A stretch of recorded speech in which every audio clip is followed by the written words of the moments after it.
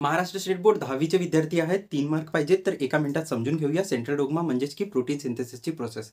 ही protein सिंथेसिसची process 3 स्टेपमध्ये होते. First प्रोसेसला म्हणतो आपण ट्रान्सक्रिप्शन, सेकंड स्टेपला म्हणतो ट्रान्सलोकेशन, ट्रान्सलेशन, थर्ड प्रोसेसला म्हणतो ट्रान्सलोकेशन. पहा, फर्स्ट राहते डीएनए. डीएनए काय राहतात? सेट ऑफ इन्स्ट्रक्शन्स राहतात जे प्रेझेंट राहतात न्यूक्लियसमध्ये. हा सेल आहे, सेलच्या न्यूक्लियसमध्ये क्रोमोझोम्स राहतील, क्रोमोझोम्समध्ये जीन्स डीएनए राहते.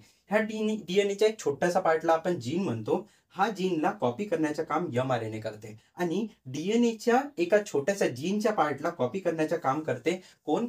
आरएनएची टेम्पलेट. तर या प्रोसेसला आपण काय म्हणणार? ट्रान्सक्रिप्शन. आता पहा, या रायबोझोम मध्ये प्रोटीन सिंथेसिसची प्रोसेस होणार, बट याची इन्स्ट्रक्शन्स इथं ठेवले असतील तर या इन्स्ट्रक्शनला नेण्याचं काम कोण करणार? एमआरएनए करणार. एमआरएनए हा मेसेजला रायबोझोम पर्यंत पोहोचवते. या रायबोझोम मध्ये हा मेसेज पोहोचल्यानंतर इथं प्रेझेंट राहतात टीआरएनए. हे जे दिसत आहे तुम्हाला इथं राहतील टीआरएनए प्रेझेंट. टीआरएनए काय करतील? पर्टिक्युलर तो अमिनो ऍसिड उचलतील जो यांचे अँटीकोडॉन प्रेझेंट असतील. तर हा काय करणार? पर्टिक्युलरली त्या अँटीकोडॉन्सला कुठपर्यंत नेणार? रायबोझोम पर्यंत नेणार. कोण नेणार? टीआरएनए. आणि हा जो टीआरएनए आहे त्याने नेल्यावर काय होते? याच्यामध्ये आणखी हा जो रायबोझोम राहते, या रायबोझोम मध्ये आरआरएनए नावाचा एक एन्झाईम राहते. तो काय करणार? या पर्टिक्युलर अमिनो ऍसिडला त्या अँटीकोडवर काय करणार? अरेंज करणार. या अमिनो ऍसिडला अँटीकोडवर अरेंज करण्याची जी प्रोसेस राहते, हा 3 न्यूक्लियोटाइडला एकाकडे, हे यू ए सी जे दिसत आहेत यांना न्यूक्लियोटाइड म्हणतो. त्या 3 न्यूक्लियोटाइडला एका सोबत अरेंज करते आणि यांना आपण ती 3 न्यूक्लियोटाइडचा जो सेट होता त्याला कोडॉन म्हणतो. हा एक कोडॉन बनल्यानंतर नेक्स्ट कोडॉनकडे तो काय होते? शिफ्ट होते. हा जो आहे 3 याचा ग्रुप हा काय बनते? एक अमिनो ऍसिड तयार करते. आता एक अमिनो ऍसिड झाला, दुसरा अमिनो ऍसिड झाला, तिसरा अमिनो ऍसिड झाला. तर याच्यासाठी याला काय करायला लागते? शिफ्ट व्हायला लागते. ही जी प्रोसेस आहे याच्यामध्ये काय होत आहे?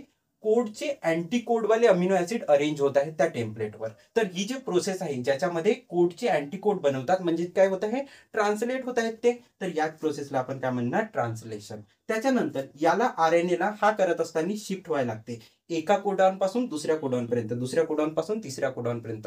आणि याच शिपमेंटला आपण काय म्हणतो? ट्रान्सलोकेशन म्हणतो. आणि आता ही जी ट्रान्सलोकेशन झाली याने काय केलं? पूर्णच्या पूर्ण अमिनो ऍसिड तयार केले आणि अमिनो ऍसिड तयार केले वेगवेगळे. आता यांच्या आतमध्ये काय बनणार? एक बॉन्ड बनणार. आणि हा बॉन्ड म्हणजेच कोण राहते? पेप्टाइड बॉन्ड राहते. हा पेप्टाइड बॉन्ड या सर्वांना अरेंज करते आणि एक चेन फॉर्म करते अमिनो ऍसिडची. आणि या चेनला आपण प्रोटीन म्हणतो. आणि ही जी चेन फॉर्मेशनची पेप्टाइड बॉन्डद्वारे अमिनो ऍसिडला जोडण्याची जी प्रोसेस आहे हिलाच प्रोटीन सिंथेसिस प्रोसेस म्हणतो. आणि याच प्रोटीन सिंथेसिसला सेंट्रल डोग्मा असेही म्हणतो. ठीक आहे, इतका समजला असेल तर लाईक करा, चॅनललाही सबस्क्राईब करा.